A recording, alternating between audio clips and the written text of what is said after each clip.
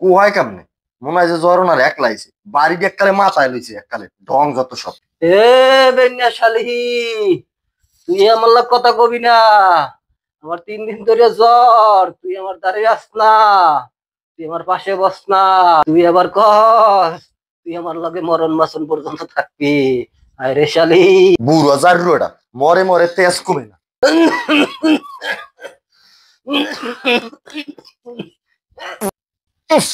হে খুশি, পাদের লাগে মনে হয় জল পুড়িয়ে গেছে, আমার বাড়তে বেলাইয়া যা। নেন আগ করেন। আগ যে করমু, গায়ে তো শক্তি নাই, কেমনে চাবাইয়া খামু।